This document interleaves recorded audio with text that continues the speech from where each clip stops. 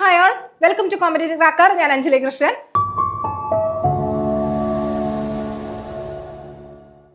നമുക്ക് village field assistant ഇനി next വരാൻ പോകുന്ന ഒരു നോട്ടിഫിക്കേഷൻ ആണ് അല്ലെ. ഡിസംബർ 15 കൂടി നമുക്ക് ഈ നോട്ടിഫിക്കേഷൻസ് വരും. അപ്പൊ നമുക്ക് ആദ്യം അറിഞ്ഞിരിക്കേണ്ട കുറച്ച് കാര്യങ്ങൾ ഉണ്ടാകും. ചിലവരൊക്കെ ഈ വില്ലേജ് ഫീൽഡ് അസിസ്റ്റന്റ് എന്ന് പറയുന്ന ഒരു ജോലിക്ക് അല്ലെങ്കിൽ ഒരു ജോബിനൊക്കെ വേണ്ടി അല്ലെങ്കിൽ ഒരു നോട്ടിഫിക്കേഷൻ വരാനൊക്കെ വേണ്ടി വെയിറ്റ് ചെയ്തിരിക്കുന്നവരായിരിക്കും.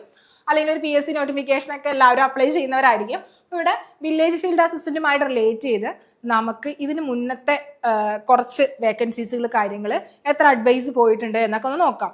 അപ്പോൾ നമ്മളിവിടെ ഒരു എക്സാം അല്ലെങ്കിൽ ഒരു PSC എക്സാം അപ്ലൈ ചെയ്തു, അത് കഴിഞ്ഞിട്ട് അല്ലെങ്കിൽ അപ്ലൈ ചെയ്യാൻ പോകുന്ന ആ ഒരു സമയത്ത് ചെയ്യണം എന്ന് നമ്മൾ തീരുമാനിക്കും അല്ലേ. അപ്പോൾ നമ്മൾ ആദ്യം ചെയ്യേണ്ട ഒരു കാര്യം എന്ന് പറഞ്ഞിട്ടുണ്ടെങ്കിൽ ഇതിന് മുന്നത്തെ അഡ്വൈസ് എത്രത്തോളം പോയിട്ടുണ്ട്, അതിൻ്റെ കട്ട് ഓഫ് എത്രയൊക്കെയാണ്. അതുകൂടാതെ നമുക്കിനി നെക്സ്റ്റ് അപ്കമിങ് നമുക്ക് വരാൻ പോകുന്ന ഒരു എക്സാമിൽ നമ്മൾ ഏത് ജില്ലയിലാണ് നമ്മൾ അപ്ലൈ ചെയ്യേണ്ടത് എന്നൊക്കെ നമ്മളൊന്ന് ചിന്തിക്കണം. അപ്പോൾ അതിന് മുന്നേ നമ്മൾ ഇതൊക്കെ ഒന്ന് നോക്കിയിട്ട് നമ്മുടെ ഒന്ന് തീരുമാനം എടുത്തിട്ട് വേണം ഇത് അപ്ലൈ ചെയ്യാനായിട്ട്. അപ്പൊ ഇത് നോക്കുകയാണെങ്കിൽ വില്ലേജ് ഫീൽഡ് അസിസ്റ്റന്റ് അതിന്റെ നോട്ടിഫിക്കേഷൻ, മുന്നത്തെ നോട്ടിഫിക്കേഷൻ നമുക്കറിയാം. സ്കെയിൽ ഓഫ് പേ എന്ന് പറയുന്നത് 17 സംതിങ് തൊട്ട് 37 സംതിങ് ആണ്. നമുക്കവിടെ ഒരു സ്കെയിൽ ഓഫ് പേ എന്ന് പറയുന്നത്. അവിടെ നമ്പർ ഓഫ് വേക്കൻസീസ് എന്ന് പറയുമ്പോൾ അവിടെ ഡിസ്ട്രിക്ട് വൈസ് ആണ് വരുന്നത്. ഇവിടെ തിരുവനന്തപുരം, കൊല്ലം, പത്തനംതിട്ട, ആലപ്പുഴ, കോട്ടയം, ഇടുക്കി അങ്ങനെ വേണ്ട കാസർഗോഡ് വരെയുള്ള ജില്ലകൾ നമ്മൾ കൊടുത്ത വേക്കൻസിയാണ്. പക്ഷെ അവിടെ നമ്പേഴ്സ് പറയുന്നില്ല, ആന്റിസിപ്പേറ്റഡ് വേക്കൻസി എന്നേ പറയുന്നുള്ളൂ. അപ്പോൾ ഇവിടെ നമുക്ക് വില്ലേജ് ഫീൽഡ് അസിസ്റ്റന്റിന്റെ ഇപ്പോഴത്തെ നിയമന നില നോക്കുകയാണെങ്കിൽ ഇവിടെ തിരുവനന്തപുരം റാങ്ക് ലിസ്റ്റ് നിലവിൽ വന്നത് 22/2/2024 റാങ്ക് ലിസ്റ്റ് നിലവിൽ വന്നത്. അവിടെ നമ്മൾ ആകെ നിയമന ശുപാർശ എന്ന് പറയുന്നത് 164 നിയമന ശുപാർശയാണ് പോയിട്ടിരിക്കുന്നത് കേട്ടോ, തിരുവനന്തപുരം. ഇനി നെക്സ്റ്റ് കൊല്ലം നോക്കുകയാണെങ്കിൽ ഇതിന്റെ റാങ്ക് ലിസ്റ്റ് നിലവിൽ വന്നത് 9/1/2024 നിലവിൽ വന്നത്. അപ്പൊ അതിന്റെ നിയമന ശുപാർശ ഇപ്പൊ പോയിരിക്കുന്നത് എണ്ണം എന്ന് പറയുന്നത് 950 നിയമന ശുപാർശ മാത്രമാണ് പോയിരിക്കുന്നത്. ദെൻ നെക്സ്റ്റ് പത്തനംതിട്ട നോക്കുകയാണെങ്കിൽ 1/12/2023 പോയിരിക്കുന്നത്. അവിടെ നമുക്ക് 66 നിയമന ശുപാർശയാണ് പോയിരിക്കുന്നത്. ദെൻ നെക്സ്റ്റ് ആലപ്പുഴ നോക്കുകയാണെങ്കിൽ 22/11/2023 റാങ്ക് ലിസ്റ്റ് നിലവിൽ വന്നിരിക്കുന്നത്. ഇവിടെ നമ്മൾ 83 നിയമന ശുപാർശ അവിടെ പോയിട്ടുണ്ട്. ഇനി അതുകൂടാതെ കോട്ടയം നോക്കുകയാണെങ്കിൽ 1/1/2024 നമുക്ക് റാങ്ക് ലിസ്റ്റ് നിലവിൽ വന്നിരിക്കുന്നത്. അവിടെ 110 നിയമന ശുപാർശ പോയിട്ടുണ്ട് അല്ലെ, 110 നിയമന ശുപാർശ പോയിട്ടുണ്ട്. പിന്നെ ദെൻ നെക്സ്റ്റ് ഇടുക്കിയാണ് 25/1/2024 നമുക്ക് റാങ്ക് ലിസ്റ്റ് നിലവിൽ വന്നത്. ഇവിടെ നമ്മൾ 55 നിയമന ശുപാർശയാണ് നമുക്ക് പോയിരിക്കുന്നത്.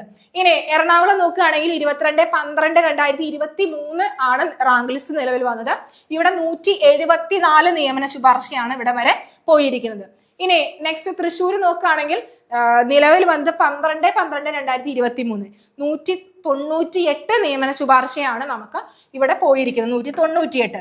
ഇനി ദെൻ നെക്സ്റ്റ് നോക്കുകയാണെങ്കിൽ പാലക്കാട് 4/1/2024 റാങ്ക് ലിസ്റ്റ് നിലവിൽ വന്നത്. ഇവിടെ 161 നിയമന ശുപാർശയാണ് പോയിരിക്കുന്നത്. പാലക്കാട് 161 നിയമന ശുപാർശയാണ് പോയിരിക്കുന്നത്.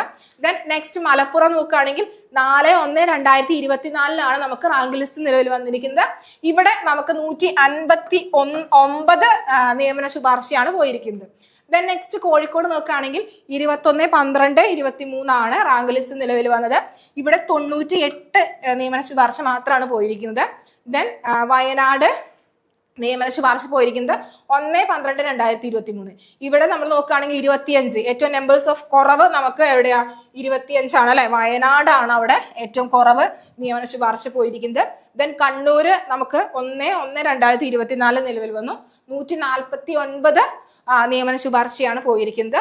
ഇനി കാസർഗോഡ് നമുക്ക് 4/1/2024 നിലവിൽ വന്നത്, 63 നിയമന ശുപാർശ. അപ്പൊ ടോട്ടൽ നമുക്ക് ഈ ഡിസ്ട്രിക്റ്റുകളൊക്കെ നോക്കിയിട്ട് 1604 നിയമന ശുപാർശകളാണ് ഇവിടെ പോയിരിക്കുന്നത്. അപ്പൊ ഇവിടെ ഇത്രയും നോക്കുക. അപ്പൊ ഏറ്റവും കൂടുതൽ നിയമന ശുപാർശ പോയിരിക്കുന്നത് എവിടെയൊക്കെ, അല്ലെങ്കിൽ ഏറ്റവും കുറവ് പോയിരിക്കുന്നത് എവിടെയൊക്കെ എന്നൊന്നും നിങ്ങളൊന്ന് നോട്ട് ചെയ്യണം. അപ്പൊ ഇവിടെ ഏറ്റവും കുറവ് പോയിരിക്കുന്നത് വയനാടാണ് അല്ലെ.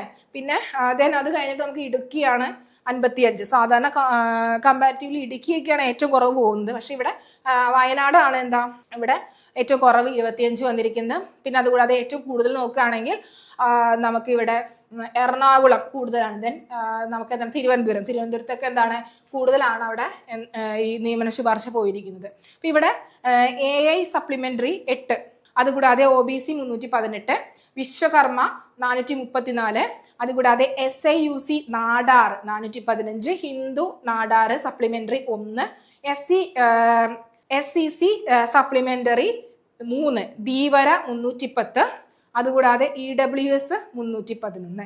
ഇത്രയാണ് അതിൻ്റെ കറക്റ്റ് ആയിട്ടുള്ള ആ ഒരു നമുക്ക് കാസ്റ്റ് ബേസ് ചെയ്തിട്ടുള്ളത്. അപ്പോൾ ഇവിടെ നോക്കുകയാണെങ്കിൽ ഇന്ന് നമുക്ക് വില്ലേജ് ഫീൽഡ് അസിസ്റ്റന്റുമായിട്ട് റിലേറ്റ് നമ്മൾ തൊഴിൽ വാർത്തയിൽ വന്നിരിക്കുന്ന ഒരു ന്യൂസാണ് ഇവിടെ. 1604 നിയമനം അല്ലെ, നമ്മൾ കുറച്ച് മുന്നേ നമ്മൾ പറഞ്ഞ 1604 നിയമനം. അതിൻ്റെ കുറച്ചുകൂടി ലേറ്റസ്റ്റ് ആയിട്ടുള്ള അതിൻ്റെ കുറച്ച് ക്ലാരിഫിക്കേഷൻ ആണ്. ലിസ്റ്റ് ഒരു കൊല്ലം കൂടി നമുക്ക് എന്താണ് വില്ലേജ് ഫീൽഡ് അസിസ്റ്റന്റ് തസ്തികയിൽ എല്ലാ ജില്ലകളിലും റാങ്ക് ലിസ്റ്റ് നിലവിലുണ്ട്. ഒരു വർഷം കൂടി നമുക്ക് ഇതെന്താണ് നിലവിലുണ്ട്. 2023 നവംബർ 22 മുതൽ 2024 ഫെബ്രുവരി 22 വരെ വിവിധ തീയതികളിൽ നിലവിൽ വന്ന റാങ്ക് ലിസ്റ്റുകൾ 2026 നവംബർ 21 മുതൽ 2027 ഫെബ്രുവരി 21 വരെ വിവിധ തീയതികളിൽ നമുക്ക് ഇത് റദ്ദാക്കും. അതായത് നമുക്കറിയാം ഈ ലിസ്റ്റിൽ വന്നിരിക്കുന്ന നിലവിൽ വന്നിരിക്കുന്നത് ഓരോ മാസങ്ങളിലാണ് അല്ലെ, 12, ചിലപ്പോൾ 1, 23, 24, 2023, 24. അത് ഇവിടെ ഈ ലിസ്റ്റുകളിൽ ഈ പറയുന്ന ഈ ടൈമിൽ 2026 നവംബർ 21 മുതൽ 2027 ഫെബ്രുവരി 21 വരെ വിവിധ തീയതികളിൽ ഓരോ ജില്ലകളിലെയും റദ്ദാവും. ഇതുവരെ 1604 പേർക്കാണ് ഇവിടെ നിയമന ശുപാർശ പോയിരിക്കുന്നത്. അപ്പൊ കൂടുതൽ നിയമന ശുപാർശകൾ തൃശ്ശൂർ ജില്ലയിലാണ് 198 അല്ലെ. തൃശ്ശൂർ ജില്ലയിലാണ് അതെ, തൃശ്ശൂർ ജില്ലയിലാണ് 198 വരുന്നത്. അത് കഴിഞ്ഞിട്ടാണ് കേട്ടോ നമുക്ക് എറണാകുളം, തിരുവനന്തപുരം ഒക്കെ വരുന്നത്. ഇവിടെ നോക്കുകയാണെങ്കിൽ അവിടെ കുറവ് വയനാട് ജില്ലയിലാണ് 25. അപ്പം നിലവിലുള്ള ലിസ്റ്റുകളുടെ കാലാവധി പൂർത്തിയാകുന്നതിന് തൊട്ടടുത്തുള്ള ദിവസം പുതിയ റാങ്ക് ലിസ്റ്റുകൾ അവിടെ നിലവിൽ വരും. അപ്പം ഇതിൻ്റെ നമുക്കറിയാം ഈ ലിസ്റ്റ് നമുക്ക് ഈ നമ്പർ ഒന്ന് ഓർത്ത് വയ്ക്കുക, ഈ ഡേറ്റ് ഒന്ന് ഓർത്ത് വയ്ക്കണം. 2026 നവംബർ 21 മുതൽ 2027 ഫെബ്രുവരി 21 വരെയുള്ള ആ ഒരു ടൈമിൽ ഈ ജില്ലകളുടെ ഒക്കെ റാങ്ക് ലിസ്റ്റ് എന്ത് ചെയ്യും, കട്ടാവും. അപ്പോൾ അത് റദ്ദാവും. അപ്പോൾ അതിനനുസരിച്ച് പുതിയ ലിസ്റ്റ് ഇനി വരുന്ന ഡിസംബറിൽ നോട്ടിഫിക്കേഷൻ വരാൻ കിടക്കുന്നു. ദെൻ 6 മാസത്തിന് ശേഷം next village field assistant exam വരുന്നു അല്ലെ. അപ്പോൾ ഇവിടെ ഈ ലിസ്റ്റുകൾ കട്ടാകുന്നതിനനുസരിച്ച് നമുക്ക് എന്താണ് പുതിയ ഒരു റാങ്ക് ലിസ്റ്റ്. ഇപ്പോൾ ഈ ഡിസംബർ എക്സാം നോട്ടിഫിക്കേഷൻ വന്ന് 6 മാസത്തിലുള്ള എക്സാം എടുക്കുമ്പോൾ അതിൻ്റെ ആ ഒരു നോട്ടിഫിക്കേഷൻ അനുസരിച്ചുള്ള റാങ്ക് ലിസ്റ്റുകൾ പബ്ലിഷ് ചെയ്യും. ആ ലിസ്റ്റുകൾ നിലവിൽ വരും. അപ്പോൾ ഇവിടെ നമ്മൾ ഈ നമ്പർ എന്ന് പറയുന്നത് ഇപ്പോൾ തൃശ്ശൂർ ഏറ്റവും കൂടുതലാണെന്ന് നമ്മൾ പറഞ്ഞു അല്ലേ, 198. അത് നമുക്ക് ഇനി കൂടാം. അതുകൂടാതെ നിയമന ശുപാർശ ഇനിയും പോകാനായിട്ട് ചാൻസ് ഉണ്ട്. അതുകൂടാതെ കൊല്ലത്തായാലും തിരുവനന്തപുരം ആയാലും അതുകൂടാതെ വയനാടൊക്കെ ആയാലും ഇനിയും എന്താണ് നിയമന ശുപാർശകൾ പോകാനായിട്ട് ചാൻസ് ഉണ്ട്. അപ്പോൾ ഇത് നമുക്കൊരു ലാസ്റ്റ് അല്ലെങ്കിൽ ഈ 1604 എന്നുള്ളത് നമുക്ക് ഒരു ലാസ്റ്റ് റാങ്ക് ലിസ്റ്റിലുള്ള ലാസ്റ്റ് ആ ഒരു ശുപാർശ പോയവരുടെ ലിസ്റ്റ് അല്ല. ഇനിയും അതിനനുസരിച്ച് എന്താണ് മാറ്റങ്ങൾ ഉണ്ടാകാം. ഇനി അപ്പോൾ നമുക്കറിയാം ഇതിന്റെ ഏജ് ലിമിറ്റ് എന്ന് പറയുന്നത് 18 മുതൽ 36 വരെയാണ് ഇതിന്റെ ഏജ് ലിമിറ്റ് വരുന്നത്. ഇനി അത് കൂടാതെ നമുക്ക് ക്വാളിഫിക്കേഷൻ 10th ആണെങ്കിൽ കൂടിയും ഇവിടെ ഡിഗ്രി ഹോൾഡേഴ്സിന് ഇവിടെ എലിജിബിൾ ആണ്. അപ്പോൾ നിങ്ങളൊന്ന് ഓർക്കുക, ഇവിടെ ഡിഗ്രി ഹോൾഡേഴ്സിന് എലിജിബിൾ ആണെന്ന് പറയുമ്പോൾ നിങ്ങൾ ആദ്യം ചിന്തിക്കേണ്ട ഒരു കാര്യം എന്ന് പറയുന്നത് ഇവിടെ നെക്സ്റ്റ് ടൈം നമുക്ക് എഴുതാൻ പോകുന്നവരുടെ അല്ലെങ്കിൽ അപ്ലൈ ചെയ്യുന്നവരുടെ എണ്ണം കൂടുതലായിരിക്കും അല്ലെ. ഇപ്പോൾ 10th +2 മാത്രമേ എഴുതാൻ പറ്റുള്ളൂ. ചില 10th ലെവൽ 10th അതായത് 10ാം ക്ലാസ് പാസ്സായവർക്ക് എഴുതാൻ പറ്റുള്ളൂ. ചിലതൊക്കെ +2 പാസ്സായവർക്ക് മാത്രമേ എഴുതാൻ പറ്റുള്ളൂ എന്നുണ്ടാവും. പക്ഷേ ഇതങ്ങനെയല്ല, 10th ലെവലാണ് ഡിഗ്രി ഹോൾഡേഴ്സിന് എഴുതാമെന്ന് പറയുമ്പോൾ അവിടെ ഒത്തിരി അധികം ആപ്ലിക്കൻ്റ് ഇനി വരുന്ന എക്സാംസിന് ഉണ്ടാകും. അതിനനുസരിച്ച് നമുക്ക് എന്താണ് അവിടെ ആ ഒരു മത്സരം കൂടുതലായിരിക്കും അല്ലെ, കട്ട് ഓഫ് കൂടുതലായിരിക്കും ഓരോ ജില്ലകളിലും. അപ്പോൾ ഇവിടെ എണ്ണം കൂടുകയാണ്. അപ്പോൾ ഡിഗ്രി എന്ന് പറയുമ്പോൾ എന്താ എണ്ണം കൂടിക്കൊണ്ടിരിക്കുകയാണ് അവിടെ എക്സാം എഴുതാവുന്നവരുടെ. അപ്പോൾ നോട്ടിഫിക്കേഷൻ വരുന്ന തീയതി എന്ന് പറയുന്നത് ഓർത്ത് വയ്ക്കുക 15 ഡിസംബർ 2025. ഇനി നമുക്ക് കട്ട് ഓഫ് നോക്കുകയാണെങ്കിൽ ഇവിടെ കട്ട് ഓഫ് നോക്കിക്കേ, നമുക്ക് എല്ലാ ജില്ലകളുടെയും കട്ട് ഓഫ് എന്ന് പറയുന്നത് ഇപ്പോൾ ഡിഗ്രി എഴുതാമെന്ന് പറയുമ്പോൾ നെക്സ്റ്റ് ഓർത്ത് വെക്കേണ്ട ഒരു കാര്യം എന്ന് പറയുന്നത് നെക്സ്റ്റ് നമ്മൾ തിങ്ക് ചെയ്യേണ്ടത് കട്ട് ഓഫ് അവിടെ കൂടുതലായിരിക്കും. ഈ കട്ട് ഓഫ് മറികടന്നാൽ മാത്രമാണ് നമുക്ക് എന്താ ആ ഒരു റാങ്ക് ലിസ്റ്റിൽ വെറുതെ കട്ട് ഓഫ് മറികടന്നു അല്ലെങ്കിൽ വെറുതെ ഒരു ഷോർട്ട് ലിസ്റ്റിൽ വന്നു എന്ന് വിചാരിച്ചിട്ട് കാര്യമില്ല. നമ്മൾ ആദ്യത്തെ ആ ഒരു 10 റാങ്ക് ലിസ്റ്റിലെങ്കിലും വരാനായിട്ട് ശ്രമിച്ചാലാണ്, ആ ഒരു എണ്ണത്തിലെങ്കിലും വരാൻ നമ്പേഴ്സിൽ എത്താനെങ്കിലും ശ്രമിച്ചാലാണ് നമുക്ക് എന്താ ആ ഒരു അല്ലെങ്കിൽ നമുക്ക് ആ ഒരു നിയമന ശുപാർശ അല്ലെങ്കിൽ നമുക്ക് ആ ഒരു അപ്പോയിൻമെന്റ് കയ്യിൽ കിട്ടുള്ളൂ അല്ലെ, അഡ്വൈസ് കയ്യിൽ കിട്ടുള്ളൂ. ഇനി കട്ട് ഓഫ് നോക്കുകയാണെങ്കിൽ തിരുവനന്തപുരം 74 ഹൈ ആണ് അല്ലെ. എല്ലാം നോക്കുകയാണെങ്കിൽ നമുക്കൊരു 70 എബോവ് ആണ് മിക്കതിൻ്റെയും തന്നെ എല്ലാ ജില്ലകളുടെയും തന്നെ കട്ട് ഓഫ് വരുന്നത്. ഇനി അതുകൂടാതെ കൊല്ലം നോക്കുകയാണെങ്കിൽ 74, അതുകൂടാതെ പത്തനംതിട്ട നോക്കുകയാണെങ്കിൽ 70.76, അതുകൂടാതെ കോട്ടയം 71.33, അതുകൂടാതെ ആലപ്പുഴ 70.67 വരുന്നു. ഇടുക്കി 68 ഉള്ളൂ. ഇടുക്കി 68 ഉള്ളൂ എന്ന് വിചാരിച്ചിട്ട് കാര്യമില്ല, അവിടെ എന്താ ആപ്ലിക്കന്റ് അല്ലെങ്കിൽ അവസരങ്ങൾ കുറവാണ് അല്ലെ. ഇനി എറണാകുളം 72, അത് കൂടാതെ തൃശ്ശൂർ നോക്കുകയാണെങ്കിൽ 72.67, പാലക്കാട് 71, അതുകൂടാതെ കാസർഗോഡ് 74, മലപ്പുറം 72, കണ്ണൂർ 74, അതുകൂടാതെ കാസർഗോഡ് 67, വയനാട് 69.33 അല്ലെ. അപ്പൊ ഈ കുറവുള്ളത് നമ്മൾക്ക് 67, 69.33 എന്നൊക്കെ പറയുമ്പോൾ നമുക്ക് അവിടെ കുറവാണ് എന്ന് വിചാരിക്കേണ്ട. അവിടെ എന്താ വേക്കൻസീസ് നമുക്ക് ഇവിടെ നോക്കുകയാണെങ്കിൽ വേക്കൻസീസുകൾ കുറവാണ്. പക്ഷെ എന്നാലും അവിടെ എന്താണ് നോട്ടിഫിക്കേഷൻസ് ഇപ്പൊ പോവാനിരിക്കുന്നത് കൊണ്ട് തന്നെ ഇതൊരു ഫൈനൽ അല്ല, അതും കൂടി ഒന്ന് ഓർത്ത് വെക്കണം. കമ്പാരിറ്റീവ്ലി മറ്റു ജില്ലകളെ അപേക്ഷിച്ച് നോക്കുമ്പോൾ അവിടെ വേക്കൻസീസുകൾ കുറവാണ് അല്ലെ, നിയമന ശുപാർശ പോയിരിക്കുന്നത് കുറവാണ്. അപ്പോൾ ഇത്രയും നിങ്ങളുടെ ഈ മനസ്സിൽ ഈ കട്ട് ഓഫ് കൂടി മനസ്സിൽ വെക്കുക. പിന്നെ നിയമന ശുപാർശ എത്ര വരെയാണ് എന്നുള്ളത് കൂടി ഒന്ന് നോക്കി വെക്കുക. അപ്പോൾ ഇവിടെ നോക്കുകയാണെങ്കിൽ നമ്മളിപ്പോൾ കുറേ VFAന്റെ ആ ഒരു ലിസ്റ്റില് നിയമന സാധ്യത അതൊക്കെ പറഞ്ഞു അല്ലെ. അതിന്റെ കുറച്ച് എത്ര ശുപാർശയാണ് പോയിരിക്കുന്നത്, അഡ്വൈസ് ആണ് പോയിരിക്കുന്നത്, ഇനിയും പോകും എന്നൊക്കെ നമ്മൾ പറഞ്ഞു. ഇനി നമ്മൾ നെക്സ്റ്റ് അറിയേണ്ട ഒരു കാര്യം എന്ന് പറഞ്ഞാൽ സിലബസ് അറിഞ്ഞിരിക്കുക എന്നുള്ളതാണ്. നമ്മൾ സിലബസിന്റെ ഉള്ളിൽ തന്നെ നിന്ന് നമ്മൾ പഠിക്കണം. കാര്യം നമുക്ക് അധികം സമയമൊന്നുമില്ല, ഒത്തിരി പഠിക്കാനുണ്ട്. സിലബസിന്റെ അകത്ത് തന്നെ ഇരുന്നാലും നമുക്ക് ഒത്തിരി അധികം പഠിക്കാനുണ്ട്. ഇപ്പൊ 6 മാസത്തിനുള്ളിൽ നമ്മൾ പഠിച്ചു തീർക്കുക എന്നുള്ളത് നമുക്ക് നന്നായിട്ട് പഠിച്ചാലാണ് നമുക്ക് അവിടെ പഠിക്കാൻ പറ്റുള്ളൂ. അപ്പൊ നമ്മൾ ഇത് അറിയാതെ നമ്മൾ പഠിക്കുകയാണെങ്കിൽ പല കാര്യങ്ങളും ഇതിന് എക്സ്ട്രാ ഉള്ള പല കാര്യങ്ങളും ചിലപ്പോൾ നമ്മൾ ഇതിനകത്ത് വരുന്നതാണ് എന്ന് വിചാരിച്ച് നമ്മൾ പലപ്പോഴും വേറെ കുറെ കാര്യങ്ങൾ പഠിച്ച് നമ്മുടെ ടൈം വേസ്റ്റ് ആക്കും. അപ്പൊ അതിൻ്റെ ഒന്നും ആവശ്യമില്ല. നമ്മൾ ഇവിടെ കറക്റ്റ് ആയിട്ട് സിലബസ് അറിഞ്ഞ് പഠിക്കുക, മാർക്ക് ഡിസ്ട്രിബ്യൂഷൻ അറിഞ്ഞ് പഠിക്കുക. അപ്പൊ ഇവിടെ നമ്മൾ ഇതിന്റെ സിലബസ് നോക്കിക്കൂടാ. അതിൽ ഫസ്റ്റ് നമ്മളെ പാർട്ട് എന്ന് പറയുന്നത് പൊതുവിജ്ഞാനമാണ്. അപ്പൊ അതിൽ നമ്മൾ ചരിത്രം വരുന്നത് 5 മാർക്കിന്റെ ആണ് അവിടെ ചരിത്രം, അതായത് ഹിസ്റ്ററി വരുന്നത്. ദെൻ നെക്സ്റ്റ് വരുന്നത് ഭൂമിശാസ്ത്രം, അതും 5 മാർക്കിന്റെ ആണ് വരുന്നത്. ദെൻ എക്കണോമിക്സ്, ധനതത്വ ശാസ്ത്രം, അതും 5 മാർക്കിന്റെ വരും. പിന്നെ അതുകൂടാതെ നെക്സ്റ്റ് വരുന്നത് ഇന്ത്യൻ ഭരണഘടന, ഇന്ത്യൻ കോൺസ്റ്റിറ്റ്യൂഷൻ എന്ന് പറയുന്ന ഏരിയ, അതും 5 മാർക്കിന്റെ ആണ് ചോദിക്കുന്നത്. പിന്നെ അതുകൂടാതെ കേരളം ഭരണവും ഭരണ സംവിധാനവും, അതും 5 മാർക്കിന്റെ ചോദിക്കും. പിന്നെ അതുകൂടാതെ ജീവശാസ്ത്രം അല്ലെ, ജീവശാസ്ത്രം പൊതുജനാരോഗ്യം, അത് 6 മാർക്കിന്റെ ആണ് ചോദിക്കുന്നത്. പിന്നെ അത് കൂടാതെ ഭൗതിക ശാസ്ത്രമുണ്ട്, ഫിസിക്സ് അല്ലെ, അത് 3 മാർക്കിന്റെ ചോദിക്കും. ദെൻ രസതന്ത്രം 3 മാർക്കിന്റെ ചോദിക്കും. ദെൻ കല, കായികം, സാഹിത്യം, സംസ്കാരം, അത് 5 മാർക്കിന്റെ ആണ് ഇത് ചോദിക്കുന്നത്. ഇനി ദെൻ കമ്പ്യൂട്ടർ അടിസ്ഥാന വിവരങ്ങൾ നമ്മൾ 3 മാർക്കിന്റെ ചോദിക്കുമ്പോൾ നമുക്ക് സുപ്രധാന നിയമങ്ങൾ എന്ന് പറയുന്ന ഏരിയ നമുക്ക് 5 മാർക്കിന്റെ ആണ് അവിടെ ചോദിക്കുന്നത്. ദെൻ അതിനുശേഷം ആനുകാലിക വിഷയങ്ങൾ നോക്കിക്കേ, കറന്റ് അഫയേഴ്സ് അവിടെ ഏറ്റവും ഇമ്പോർട്ടന്റ് ആണ്, 20 മാർക്കിന്റെ ആണ് അവിടെ ചോദിക്കുന്നത് അല്ലെ, 20 മാർക്കിന്റെ കറന്റ് അഫയേഴ്സ്. നെക്സ്റ്റ് വരുന്നത് നമുക്ക് മാത്സുമായിട്ട് റിലേറ്റ് ചെയ്ത് അവിടെ നമ്മൾ ലഘു ഗണിതമാണ് വരുന്നത്.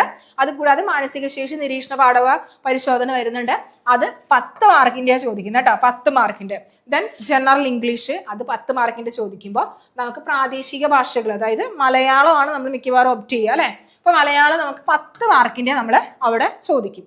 ദെൻ നമുക്കതിന്റെ കുറച്ചുകൂടി ഒരു ഇലാബറേറ്റ് ആയിട്ടുള്ള ഒരു ഏരിയ നോക്കുകയാണെങ്കിൽ ഇവിടെ ചരിത്രം എന്ന് പറഞ്ഞു 5 മാർക്കേ ഉള്ളൂ, വളരെ കുറച്ച് പഠിക്കാനുള്ളൂ വിചാരിച്ചിരിക്കേണ്ട. അവിടെ നമുക്ക് ചരിത്രം 5 മാർക്ക് എന്ന് പറയുമ്പോൾ നമ്മൾ ചരിത്രം പഠിക്കുമ്പോൾ കേരള ഹിസ്റ്ററി പഠിക്കും, വേൾഡ് ഹിസ്റ്ററി പഠിക്കും, അതുകൂടാതെ നമുക്ക് ഇന്ത്യൻ ഹിസ്റ്ററി പഠിക്കും. അതും നമുക്ക് ഇവിടെ നോക്കാം. കേരള ഹിസ്റ്ററിയിൽ നമ്മൾ യൂറോപ്യന്മാരുടെ വരവ് തൊട്ടാണ് നമ്മൾ പഠിച്ചു തുടങ്ങുന്നത്. അതിന് മുന്നുള്ള കാര്യങ്ങളൊന്നും നമ്മളവിടെ പഠിക്കേണ്ട. യൂറോപ്യന്മാരുടെ വരവ്, അതുകൂടാതെ യൂറോപ്യന്മാരുടെ സംഭാവന, മാർത്താണ്ഡവർമ്മ, ശ്രീചിത്തിര തിരുനാള് വരെയുള്ളത്. പിന്നെ അവിടുത്തെ റിനൈസൻസ് ലീഡേഴ്സ്, സാമൂഹ്യ മത നവോത്ഥാന പ്രസ്ഥാനങ്ങൾ, റിനൈസൻസ് ലീഡേഴ്സ്, അവിടെ നമ്മൾ ശ്രീനാരായണ ഗുരു, അയ്യങ്കാളി, ചട്ടമ്പിസ്വാമി തുടങ്ങിയ ആളുകളും അവരുടെ പ്രസ്ഥാനങ്ങളും കാര്യങ്ങളൊക്കെ പഠിക്കും. പിന്നെ കേരളത്തിൽ ദേശീയ പ്രസ്ഥാനങ്ങൾ, അതുകൂടാതെ കേരള ചരിത്രത്തിന്റെ സാഹിത്യ സ്രോതസ്, ഐക്യ കേരള പ്രസ്ഥാനം, അതുകൂടാതെ നമുക്ക് 1956 ശേഷമുള്ള കേരളത്തിലെ സാമൂഹ്യ രാഷ്ട്രീയ ചരിത്രം, അത് നമ്മൾ അവിടെ പഠിച്ചു നിർത്തുന്നു. ദെൻ നെക്സ്റ്റ് ഇന്ത്യൻ ഹിസ്റ്ററി, ഇതൊക്കെ നമ്മൾ പഠിച്ചാൽ 5 മാർക്കിന്റെ വരുള്ളൂ എന്ന് വിചാരിക്കുക, 5 മാർക്കിന്റെ വരുള്ളൂ. പക്ഷെ അവിടെ നമ്മൾ പഠിക്കാനായിട്ട് ഒത്തിരി ഏരിയ ഉണ്ട്. ഇതിൽ ഏതിൽ നിന്നാണ് ക്വസ്റ്റ്യൻസ് ചോദിക്കാമെന്ന് നമുക്ക് അറിയില്ല അല്ലെ. അപ്പൊ അവിടെ ഇന്ത്യൻ ഹിസ്റ്ററി നോക്കുമ്പോൾ അവിടെ നമ്മൾ രാഷ്ട്രീയ ചരിത്രം, അതായത് അവിടെ ബ്രിട്ടീഷ് ആധിപത്യം, ഫസ്റ്റ് സ്വാതന്ത്ര്യ സമരം തൊട്ട്, അതായത് 1857 റിവോൾട്ട് തൊട്ട് നമ്മൾ ഇവിടെ പഠിക്കണം. പിന്നെ അതുകൂടാതെ INC ഇമ്പോർട്ടന്റ് ആണ്, അതുകൂടാതെ സ്വദേശി പ്രസ്ഥാനം, സാമൂഹ്യ പരിഷ്കരണ പ്രസ്ഥാനങ്ങള്, ഇവിടെ നമ്മൾ ആര്യ സമാജം, അതൊക്കെ നമ്മൾ പഠിക്കും. ദയാനന്ദ സരസ്വതി, അതുകൂടാതെ രാജാ റാം മോഹൻ റോയ്, അങ്ങനെ കുറച്ചധികം അവരുടെ സാമൂഹ്യ പരിഷ്കരണ പ്രസ്ഥാനങ്ങൾ ഓരോ ആളുകൾ അതവിടെ പഠിക്കും. പിന്നെ നെക്സ്റ്റ് വർത്തമാന പത്രങ്ങൾ, ഇവരുമായിട്ട് റിലേറ്റ് ചെയ്തിട്ടുള്ള വർത്തമാന പത്രങ്ങൾ, അതിൻ്റെ പ്രത്യേകതകൾ എന്തൊക്കെയാണ്. പിന്നെ സ്വാതന്ത്ര്യ സമര ചരിത്രകാലത്തിൻ്റെ സാഹിത്യം, കല, സ്വാതന്ത്ര്യ സമരം, പിന്നെ അതുകൂടാതെ മഹാത്മാഗാന്ധി ഇമ്പോർട്ടൻ്റ് ആണ്. പിന്നെ അതുകൂടാതെ അദ്ദേഹത്തിൻ്റെ പ്രവർത്തനങ്ങൾ, കാര്യങ്ങൾ, അദ്ദേഹം നയിച്ച സമരങ്ങൾ, അതൊക്കെ ചോദിക്കും. പിന്നെ അതുകൂടാതെ ഇന്ത്യയുടെ സ്വാതന്ത്ര്യാനന്തര കാലഘട്ടം, അതായത് 1947 ശേഷമുള്ള നമ്മുടെ ഇന്ത്യയുടെ കാലഘട്ടം. പിന്നെ സംസ്ഥാനങ്ങളുടെ രൂപീകരണം, പുനഃസംഘടന, അതുകൂടാതെ നമുക്ക് അപ് ടു ഇവിടെ വരെ ശാസ്ത്ര സാങ്കേതിക നേട്ടങ്ങൾ, ഇന്ത്യ കൈവരിച്ച സ്വാതന്ത്ര്യാനന്തര ശേഷം നമുക്ക് വിദ്യാഭ്യാസ മേഖലയിലൊക്കെ കൈവരിച്ച പുരോഗതി, ശാസ്ത്ര സാങ്കേതിക നേട്ടങ്ങൾ, ഇതൊക്കെ ചോദിക്കും. പിന്നെ നെക്സ്റ്റ് വേൾഡ് ഹിസ്റ്ററി നോക്കുകയാണെങ്കിൽ, വേൾഡ് എന്ന് പറയുമ്പോൾ പഠിക്കാൻ ഒത്തിരി ഉണ്ടല്ലോ എന്ന് വിചാരിക്കേണ്ട. നമുക്ക് അവിടെ നമുക്ക് കറക്റ്റായിട്ട് നമുക്ക് എന്താണ് കോർഡിനേറ്റ് ചെയ്ത് സിലബസ് അറിഞ്ഞ് പഠിക്കുകയാണെങ്കിൽ നമ്മളിവിടെ പഠിക്കേണ്ട മേഖല എന്ന് പറയുന്നത് ഇംഗ്ലണ്ടിലെ മഹത്തായ വിപ്ലവം, ഗ്രേറ്റ് റെവല്യൂഷൻ, പിന്നെ അതുകൂടാതെ അമേരിക്കൻ സ്വാതന്ത്ര്യ സമരം, ഫ്രഞ്ച് വിപ്ലവം, റഷ്യൻ വിപ്ലവം, ഇതൊക്കെ സ്ഥിരം ചോദിക്കുന്ന ഏരിയ. ഒന്നെങ്കിൽ അവിടെ നിന്ന് 1-2 മാർക്കിന്റെ ക്വസ്റ്റ്യൻസ് ചോദിക്കും. ചിലപ്പോൾ ഒന്നെങ്കിൽ ഫ്രഞ്ച് വിപ്ലവം ആയിരിക്കാൻ ചോദിക്കുക, അല്ലെങ്കിൽ റഷ്യൻ വിപ്ലവം ആയിരിക്കും, അല്ലെങ്കിൽ അമേരിക്കൻ റെവല്യൂഷൻ ആയിരിക്കും. ഇതിൽ ഏതെങ്കിലുമൊക്കെ മാറി മാറി സ്ഥിരം ചോദിക്കുന്ന ഒരു ഏരിയ ആണ്. പിന്നെ ചൈനീസ് വിപ്ലവം ചോദിക്കാം.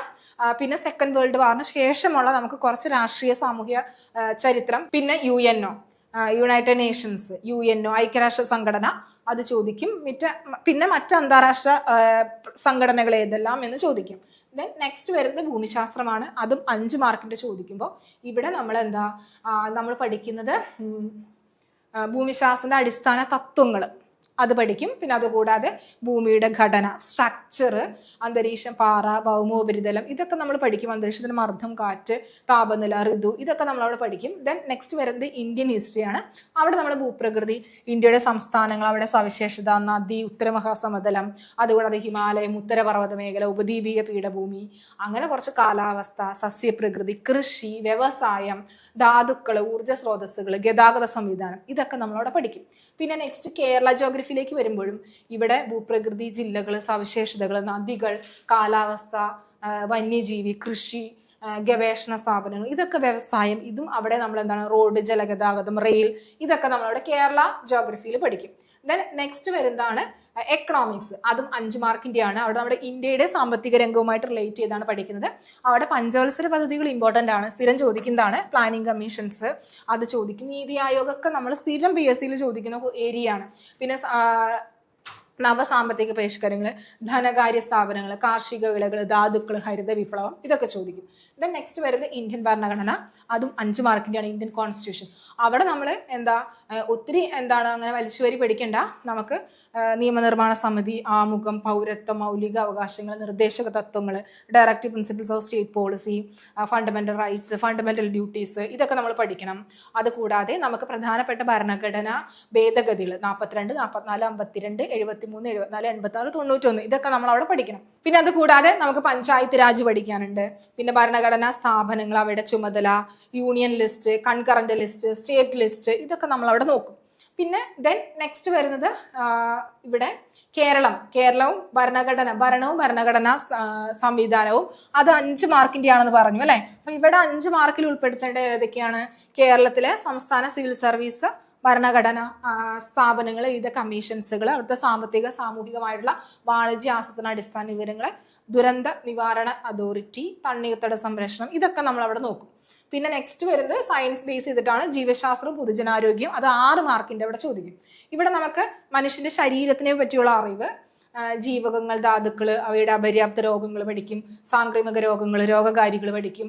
കേരളത്തിലെ ആരോഗ്യക്ഷേമ പ്രവർത്തനങ്ങൾ, ക്ഷേമ പദ്ധതികൾ, ജീവിതശൈലി രോഗങ്ങൾ, അടിസ്ഥാന ആരോഗ്യ വിജ്ഞാനം, പരിസ്ഥിതി പ്രശ്നങ്ങളും, ഇതൊക്കെ അവിടെ പഠിക്കുമ്പോൾ നെക്സ്റ്റ് വരുന്നത് 3 മാർക്കിന്റെ ഭൗതിക ശാസ്ത്രം, ഫിസിക്സ് ആണ് അവിടെ വരുന്നത്. അവിടെ നമുക്ക് ദ്രവ്യം, യൂണിറ്റ്, അളവ്, തോത്, അതൊക്കെ നമ്മൾ പഠിക്കും. ചലനം പഠിക്കും, അതായത് ന്യൂട്ടന്റെ 1-ാം ചലന നിയമമൊക്കെ നമ്മൾ പഠിക്കും അല്ലെ. 3-ാം ചലന നിയമം, ഇതൊക്കെ നമ്മൾ പഠിക്കും. പിന്നെ അതുകൂടാതെ ആക്കം, പ്രൊജക്ടറൽ മോഷൻസ്, 3-ാം ചലന നിയമം, ഇതൊക്കെ നമ്മൾ അവിടെ ഡിസ്കസ് ചെയ്തു പോകും. പിന്നെ നെക്സ്റ്റ് ബലം, ചലനം, പ്രകാശം, താപം, ഗുരുത്വാകർഷണം, പിന്നെ അതുകൂടാതെ പ്രവർത്തി, ഊർജം, പവർ, ഇതൊക്കെ നമ്മളവിടെ പഠിക്കും. ദെൻ നെക്സ്റ്റ് നമുക്ക് എന്താണ് കെമിസ്ട്രിയാണ് രസതന്ത്രം, അത് 3 മാർക്കാണ് ചോദിക്കുന്നത്. അപ്പൊ ഇവിടെ നമ്മൾ ആറ്റം, മൂലകങ്ങള്, ആറ്റത്തിന്റെ ഘടന, ലോഹങ്ങള്, ഇതൊക്കെയാണ് നമ്മൾ ഡിസ്കസ് ചെയ്യുന്നത്. നെക്സ്റ്റ് വരുന്നത് കലാ, കായികം, സാഹിത്യം, സംസ്കാരം, അത് 5 മാർക്കാണ് ചോദിക്കുന്നത്. അപ്പൊ ഇവിടെ നോക്കുകയാണെങ്കിൽ കേരളത്തിലെ പ്രധാനപ്പെട്ട ദൃശ്യശ്രവ്യ കലകള്, ഇവരുമായിട്ട് റിലേറ്റ് ചെയ്ത് അതിന്റെ ഉത്ഭവം, പരിശീലനം, ഇതൊക്കെ ചോദിക്കും. അതുകൂടാതെ പ്രശസ്തമായിട്ട് റിലേറ്റ് ചെയ്ത് വരുന്ന പ്രശസ്തമായിട്ടുള്ള സ്ഥലങ്ങൾ ഏതെല്ലാം, പ്രശസ്ത വ്യക്തികള്, കലാകാരന്മാര്, പ്രശസ്തരായിട്ടുള്ള എഴുത്തുകാരെല്ലാം എന്ന് പഠിക്കും. നെക്സ്റ്റ് കായികം നോക്കുകയാണെങ്കിൽ അവിടെ കലാകായിക രംഗത്ത് വ്യക്തിമുദ്ര പതിപ്പിച്ച കേരളത്തിലെ മാത്രമല്ല ഇന്ത്യയിലെയും ലോകത്തിലെയും പ്രധാനപ്പെട്ട കായിക താരങ്ങൾ ഏതെല്ലാം, അതുകൂടാതെ അവരുടെ കായിക നേട്ടങ്ങൾ ഏത് മേഖലയിലാണ്, അവർക്ക് ലഭിച്ചിട്ടുള്ള ബഹുമതികൾ ഏതെല്ലാം എന്നൊക്കെ ചോദിക്കും. പ്രധാനപ്പെട്ട അവാർഡുകൾ, ഓരോ അവാർഡുകളുണ്ട് അല്ലേ, അപ്പൊ അതൊക്കെ ഏത് മേഖലയിലെ പ്രകടനത്തിനാണ് എന്നൊക്കെ ചോദിക്കും. പിന്നെ അതുകൂടാതെ മറ്റ് പ്രധാനപ്പെട്ട ട്രോഫികൾ ഏതെല്ലാം എന്നുള്ള ഏരിയാസ് നോക്കും. പിന്നെ പ്രധാനപ്പെട്ട കായിക ഇനങ്ങൾ ഏതെല്ലാം, കായിക മത്സരങ്ങൾ, ഒളിമ്പിക്സ് ഒക്കെ ഏറ്റവും ഇമ്പോർട്ടൻ്റ് ആണ്. അതിന്റെ അടിസ്ഥാന വിവരങ്ങൾ, അതിന്റെ പ്രധാനപ്പെട്ട വേദികൾ, ഇതൊക്കെ കുറച്ചുകൂടി അപ് ടു ഡേറ്റ് ആയിട്ട് കറന്റ് അഫയേഴ്സ് ലെവലിൽ കൂടി ഇവിടെ പഠിച്ചു വെക്കണം. ഇനി നെക്സ്റ്റ് നമുക്ക് ഏഷ്യൻ ഗെയിംസുകളൊക്കെ ചോദിക്കട്ടെ. ഗെയിംസ് ഒളിമ്പിക്സ് മാത്രമല്ല, Asian games, Afro Asian games, Commonwealth, ഇതൊക്കെ അവിടെ ചോദിക്കുന്നത്. നെക്സ്റ്റ് സാഹിത്യം ചോദിക്കും. അതിന്റെ മലയാള സാഹിത്യത്തിലെ പ്രധാനപ്പെട്ട പ്രസ്ഥാനങ്ങൾ, ആദ്യകാല കൃതികൾ ഏതൊക്കെ, കർത്താക്കൾ ഏതൊക്കെ, അതുകൂടാതെ പ്രധാന കൃതികൾ, അവരുടെ കർത്താക്കൾ ആരെല്ലാം, തൂലികാനാമങ്ങൾ, അപരനാമം, ഇതൊക്കെ നമ്മളവിടെ ചോദിക്കും. കഥാപാത്രങ്ങളുടെ കൃതി, പ്രശസ്തമായിട്ടുള്ള വരികൾ, ഇതൊക്കെ നമുക്ക് അവിടെ പഠിക്കേണ്ടതാണ്. പിന്നെ പ്രധാനപ്പെട്ട അവാർഡുകൾ, സാഹിത്യമായിട്ട് റിലേറ്റ് ചെയ്ത് വരുന്ന പ്രധാനപ്പെട്ട അവാർഡുകൾ ഏതെല്ലാം എന്ന് പഠിക്കും. അതായത് ജ്ഞാനപീഠം പുരസ്കാരം കിട്ടിയത് ഏതൊക്കെ ചോദിക്കും. പിന്നെ നെക്സ്റ്റ് വരുന്നത് കമ്പ്യൂട്ടർ അടിസ്ഥാന വിവരങ്ങളാണ്. അത് 3 മാർക്കാണ് വരുന്നത് കേട്ടോ. 3 മാർക്കാണ് അവിടെ വരുന്നത്.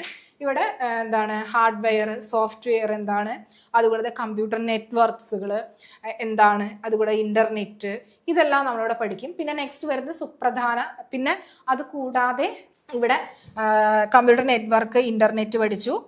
പിന്നെ നെക്സ്റ്റ് വരുന്നത് സൈബർ ക്രൈംസ് ആൻഡ് സൈബർ ലോസുകൾ, ഇത് ഏറ്റവും ഇമ്പോർട്ടൻ്റ് ആയിട്ടുള്ള ഏരിയ ആണ്, സ്ഥിരം ചോദിക്കുന്ന ഒരു ഏരിയ ആണ് കേട്ടോ.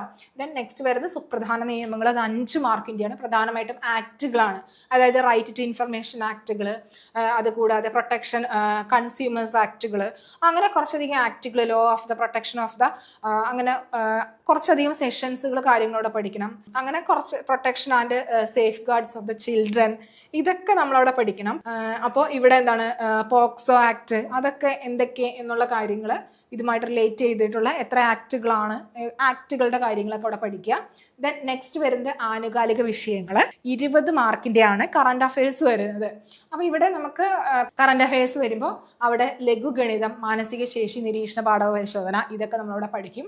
അവിടെ ലഘുഗണിതം മാത്രം 5 മാർക്കിൻ്റെ ചോദിക്കും. അവിടെ സംഖ്യകൾ, അടിസ്ഥാന ക്രിയകൾ ഏതെല്ലാം എന്ന് ചോദിക്കും. ഭിന്നസംഖ്യ, ശതമാനം, ലാഭം, നഷ്ടം, സാധാരണ പലിശ, കൂട്ടുപലിശ, ഇതൊക്കെ ചോദിക്കുമ്പോൾ പിന്നെ അംശബന്ധം, അനുപാതം, അതുപോലെ സമയവും ദൂരവും, സമയം, പ്രവൃത്തി, പിന്നെ ആവറേജ്, ലോ ഓഫ് എക്സ്പോണൻസ്, ചുറ്റളവ്, വിസ്തീർണം, വ്യാപ്തി, മെഷർമെന്റ്സുകൾ, അതൊക്കെ പഠിക്കും. പിന്നെ അതുകൂടാതെ പ്രോഗ്രഷൻസ് പഠിക്കും. പിന്നെ നെക്സ്റ്റ് മാനസിക ശേഷിയും നിരീക്ഷണ പാഠവും, അത് 5 മാർക്കിൻ്റെയാണ് ചോദിക്കുന്നത്. അവിടെ നമ്മൾ ശ്രേണികൾ, സംഖ്യാശ്രേണി, അക്ഷരശ്രേണി, സീരീസുകൾ പഠിക്കും.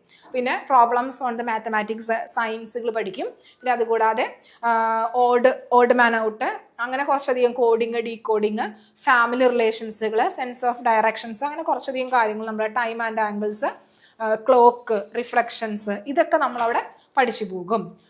ഇനി ദെൻ നെക്സ്റ്റ് വരുന്ന ഒരു ഏരിയ ആണ് ഇംഗ്ലീഷിൽ മെയിനായിട്ട് ഇംഗ്ലീഷ് ഗ്രാമർ ആണ് ചോദിക്കുന്നത്. 5 മാർക്കിൻ്റെ ചോദിക്കും. അപ്പോൾ ഇവിടെ മെയിനായിട്ട് ടൈപ്പ് ഓഫ് സെൻറ്റൻസുകൾ, അതുകൂടാതെ ഡിഫറെൻറ്റ് പാർട്സ് ഓഫ് സ്പീച്ച്, അതുകൂടാതെ ആർട്ടിക്കിൾസ്, ക്വസ്റ്റ്യൻ ടാഗ്, അതുകൂടാതെ ഇൻഫിനിറ്റീവ്, ടെൻസ്, പ്രിപ്പോസിഷൻസ്, അതുകൂടാതെ ഡയറക്റ്റ് ആൻഡ് ഇൻഡയറക്റ്റ് സ്പീച്ച് ചോദിക്കും. ആക്റ്റീവ് ആൻഡ് പാസീവ് വോയിസ്, അങ്ങനെ corrections of sentence, degrees of the comparison, അങ്ങനെ കുറച്ചധികം ഗ്രാമേഴ്സ് ആണ് നമുക്ക് മെയിനായിട്ട് ഇംഗ്ലീഷിൽ ചോദിക്കുക. പിന്നെ ദെൻ നെക്സ്റ്റ് വരുന്നത് വൊക്കാബുലറി ചോദിക്കും 5 മാർക്കിൻ്റെ.